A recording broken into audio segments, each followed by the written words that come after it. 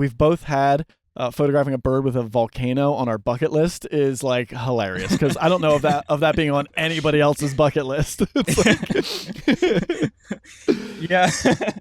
Yeah, it is a pretty random idea. But yeah, I think like to your point, it really like it's not that different from other styles of photography in a lot of exactly. ways, and just the same feeling of like you have some idea in your mind and you're thinking about like, okay, what are the logistics of how I can actually make this happen, and you're making headway on it, and you're kind of thinking through things. And so it's like it doesn't feel like the photography is that different compared to if I'm just doing something local where there's just some marsh where I think, oh, the light hits this area really nicely and I want to go back there again and try to get this bird with it. You know, it's kind of it's not as different as you might think from just like more regular bird photography. Looking back at just my own photography, in the first several years, it felt like it was much easier to point to like very clear, concrete improvements where I would get a lot of critique and I'd get a lot of feedback. I'd be able to quickly incorporate that and get photographs that I felt like were much better.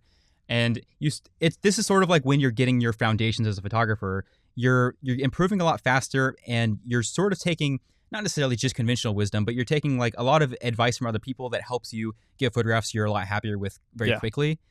And then you get to a point where it's basically whatever direction you go in, it stops being like better to everybody. Yes. Like now, any direction you go, it's going to be worse to somebody else.